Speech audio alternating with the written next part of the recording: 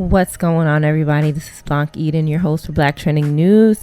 So today we're going to be talking about a special food, and this little plant is called the soybean. And what I want to talk about is how it's negative in a diet. I know that soy has its benefits, but there's different versions of soy, and there's different things underneath the soy umbrella. It's not just the soy plant being used mainly, and I'm referring mainly to our food that we eat here in the United States. So let's go over what soy is, just for people who have an idea of what it is but is not 100% sure. The soybean or soya bean is a species of legume native to East Asia, widely grown for its edible bean.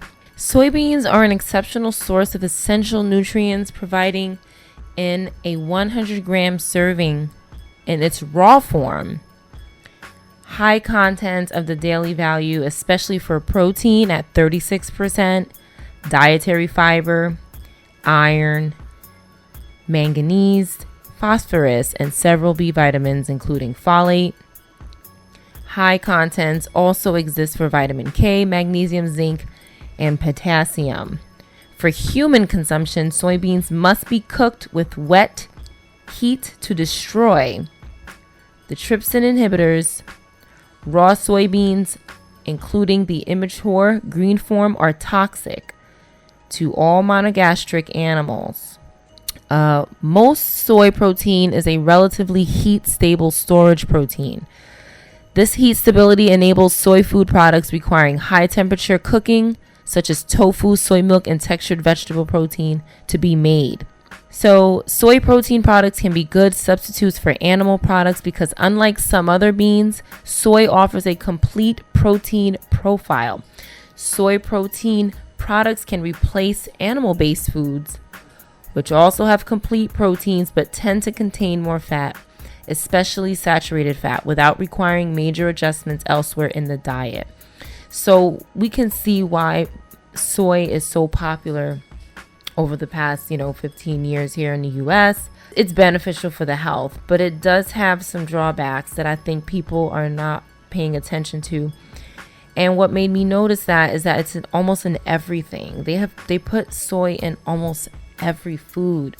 I stopped drinking cow's milk, a long time ago, and then I started drinking soy milk, and I recently stopped drinking soy milk because I just, read some things about soy in the past, but it didn't, I guess I had to read it again, because I was experiencing some symptoms and I couldn't figure out why.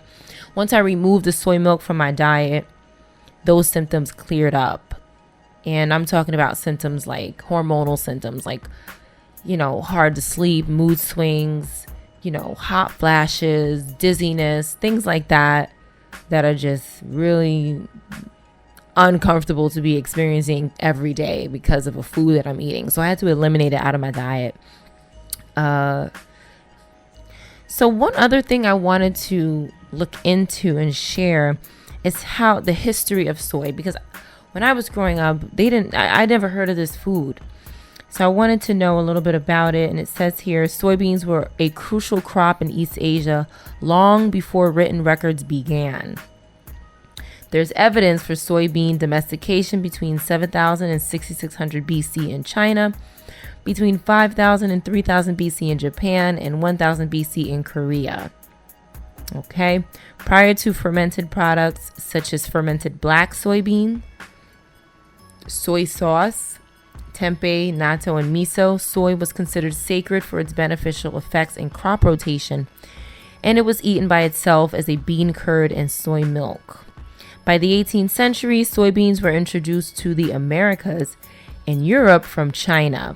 Soy was introduced to Africa from China in the late 19th century and is now widespread across the continent.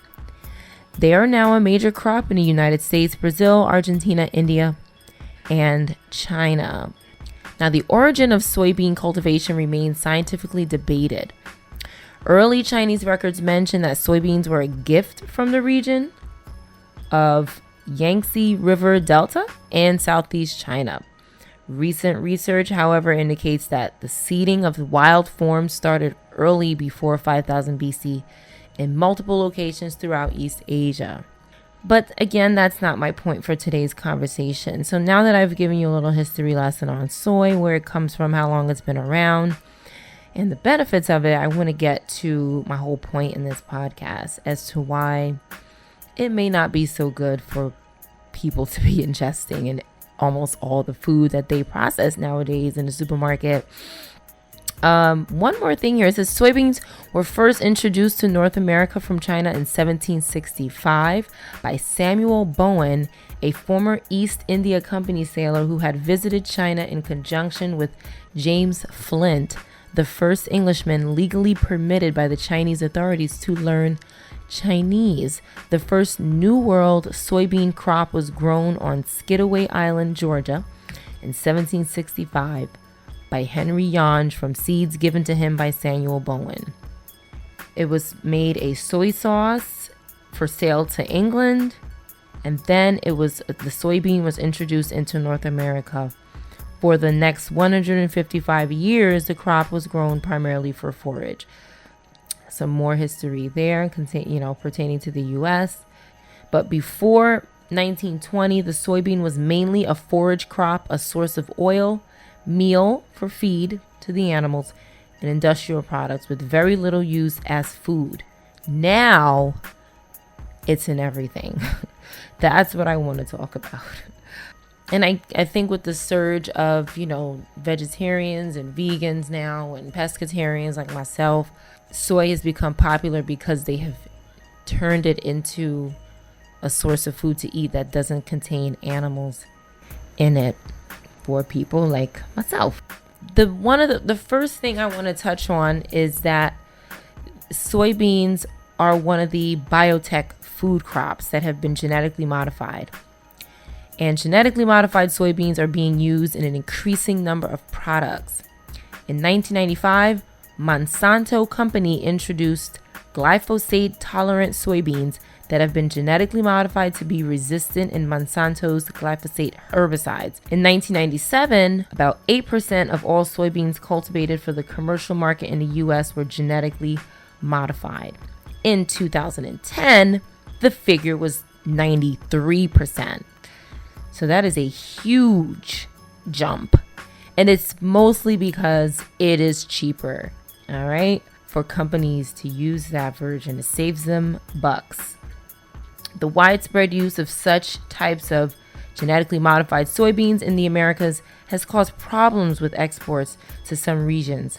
Genetically modified crops require extensive certification before they can be legally imported into the European Union, where there is considerable supplier and consumer reluctance to use genetic modified products for consumer or animal use. So if you are eating soy products, I recommend you read your packaging and your label so that you can see whether your soy is being genetically modified. Now, law says that foods must label foods that are genetically modified, which they didn't have to do in the past.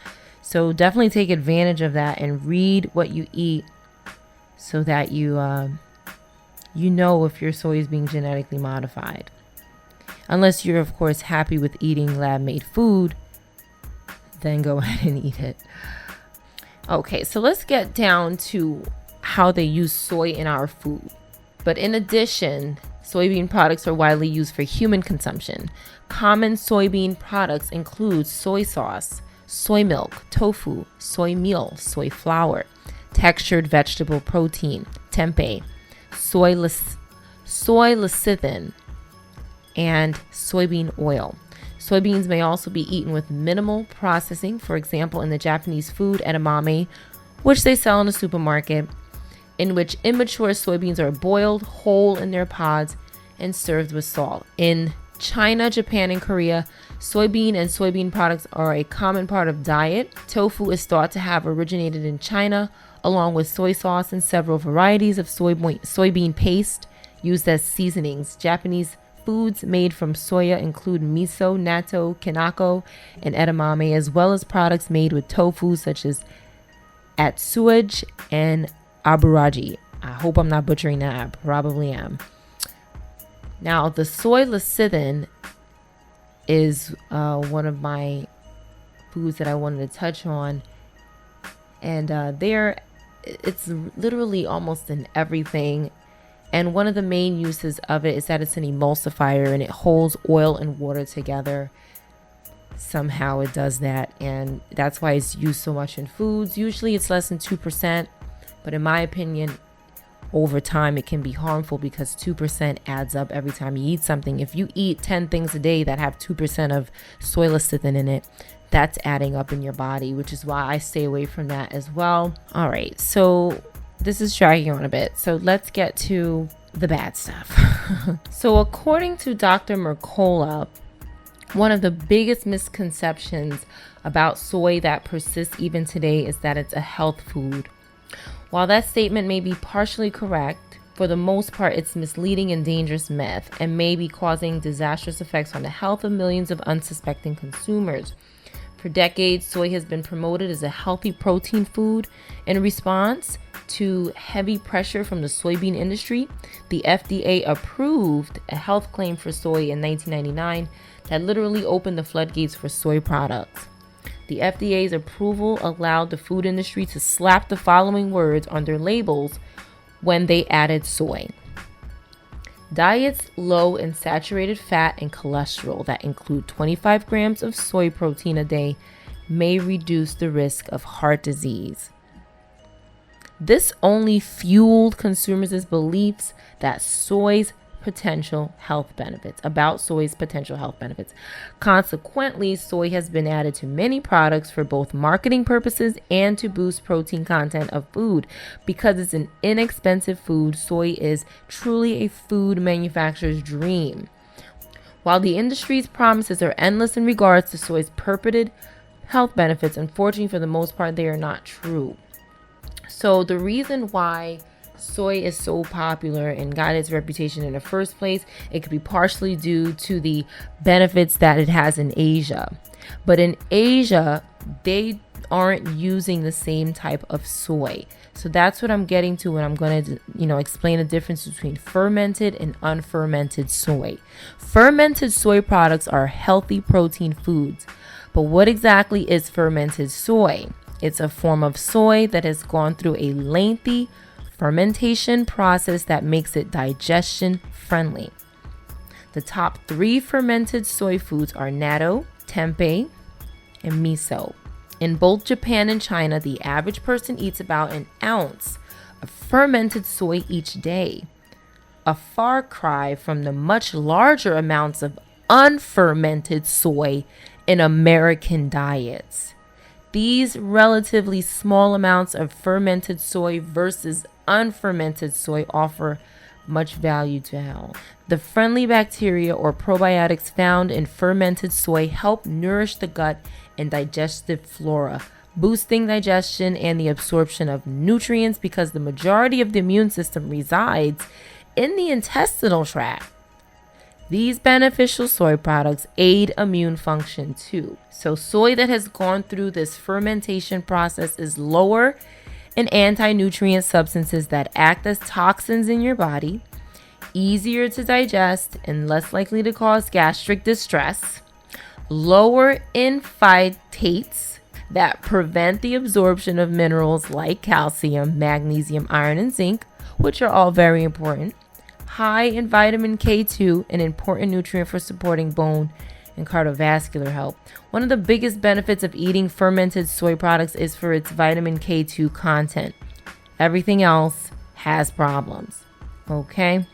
Vitamin K2 is not just found in fermented soy, so there's other forms of getting vitamin K2, so definitely look into that. Now, the dark side of the unfermented soy. Okay, the type of soy that most Westerners eat is not fermented. Few Americans regularly eat natto. I don't even know what that is, to be honest with you. Or miso or tempeh. Rather, Westerners consume unfermented soy in the form of tofu, soy protein isolates, which are in bars and shake powders, soy milk, fresh, raw, or cooked soybeans, soy chips, soy flour, and the countless number of processed foods that contain soy derivatives like soy lecithin or soybean oil. What's so bad about unfermented soy? It contains high levels of toxins or anti-nutrients that can cause gastric distress. If you're eating more than 35 grams of soy each day, this could be a real threat to your health. Excessive amounts of these anti-nutrients can lead to stomach upset and deficiency of nutrients, especially amino acids. These anti-nutrients include potent enzyme inhibitors that block the action of trypsin, an enzyme needed for protein digestion. When soy is fermented, these compounds are deactivated, so they're not a concern. That is the difference. Soy contains hemagglutinin that promotes unwanted blood clotting. Soybeans contain this potentially harmful substance that promotes clotting in your blood. With too high levels of hemagglutinin, your red blood cells can clump together and inhibit oxygen uptake and growth. The good news is, like anti-nutrients, hemagglutinin is deactivated during the fermentation process. Again, another comparison between the fermented and unfermented. Soy contains phytates that lead to a mineral deficiency, especially if you are a vegetarian. Phytates are substances that prevent the absorption of certain minerals, including calcium, magnesium, zinc, and iron. Soy has one of the highest phytate level of any grain or legume studied. When you also include meat in your diet, it helps reduce these mineral blocking effects, leaving vegetarians who eat unfermented soy at serious risk of severe malabsorption of minerals. So if you think that you're getting minerals by eating the soy, you're probably not. Soy also contains goitrogens that can impact your thyroid function. Goitrogens are substances that block the synthesis of your thyroid hormones and interfere with iodine metabolism, thereby lowering your thyroid function. When your thyroid becomes underactive, you can experience anxiety, mood swings, insomnia, weight gain, food allergies, and digestive problems. I personally think this is what I was going through, and I think a lot of people have these symptoms and they think something else is wrong, but it's right under your nose. It's those products that have soy. So please read your labels when you go to the supermarket. Read them. If you don't know what something is, don't eat it. If I read something and I don't know what it is, why? Like, one example I want, and I'm not targeting, Doritos brand or Doritos company, but I am saying that as a chip I stopped eating. Because if you read the label on that bag, it's probably a minimum of 25 ingredients on one chip. Why do 25 ingredients need to be on one chip? I just think it's crazy. And I don't eat them anymore because I don't understand how there's so many things on one potato chip that I can't even understand what they are. And they're on a damn chip. And I'm eating this. I just think it's insane. But they are tasty. I tell you that much. But, I've had to stop eating them and a lot of other things. Soy contains phytoestrogens that can mimic and even block estrogen. So they can do either or, but you wouldn't really know what they're doing in your body, would you? So I just think it's safe to stay away from it. The phytoestrogens or isoflavonoids in soy include genistein or dedzine. See, I can't even pronounce that. These compounds can disrupt your endocrine function and can even lead to infertility and adverse effects on tissue. That's very important, your tissues. Tumors, okay? These two substances are also known to cause side effects in men, including breast enlargement, decreased facial and body hair growth, mood swings, erectile dysfunction, decreased libido, and lowered sperm count. Here we go. If your kids are eating it, it's maybe time to consider something else, which I've done, and it's not easy, trust me, but it's possible, and it just takes a little more work. but it's possible in the long run. It's definitely better for you. Soy is largely genetically engineered. A full 91% of the soy planted in the U.S. is Roundup ready, which means it is genetically bioengineered to survive heavy application of Monsanto's toxic Roundup herbicide. Organic soy is not genetically bioengineered. But if it's unfermented organic soy, it's still no good. Farmers use nearly double the amount of this herbicide on genetically bioengineered soy compared to non-genetically engineered soy, creating a much higher risk of residues in the finished product, which you eat when you eat it. In studies with mice, this genetically engineered soy reduced digestive enzymes. For humans, it's possible that these findings could indicate an increase in food allergies and digestive problems, which it was doing in myself. An even greater potential problem with genetically engineered soy is glyphosate, the active ingredient in Roundup. Glyphosate disrupts hormone balance and can lead to infertility, is toxic to unborn children in the mother's womb, can damage the pituitary gland, and much more. To summarize it up, for soy to be a healthy food, it must be 1, organic, and 2, properly fermented. If it's not those 2 things, you're probably going to have some issues. More than likely going to have some issues. Another thing, pay attention to your body, especially my ladies. I mean, yes, my men too, but because of the false estrogens that are in this food, I specify women, because pay attention to your body, especially when you are not on your menstrual cycle and you feel like you're on your menstrual cycle. It's probably something you're eating.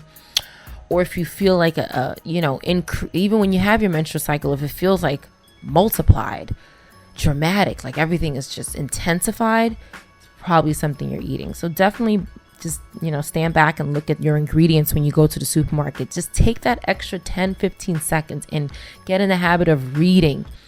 I mean, if you buy the same things over and over, you're not going to have to read all the time. It's a good thing to do when you're, deciding what you should bring in your house and what you shouldn't bring in your fridge. Because if it's not in your fridge, you're less likely to eat it. With a proper long fermentation process, soy's phytate and anti-nutrient levels are reduced, making the soy more beneficial for health, even through some of the other negatives that remain with fermented soy versus unfermented soy. Because you typically eat much smaller quantities of fermented soys, it's less of an issue. At the end of the day, I don't want you to be fooled into thinking that unfermented soy can provide you with good bacteria. You can only get these from high quality fermented soy products like the ones mentioned earlier. Another alternative is to get probiotics from a high quality probiotic supplement. Have a good day.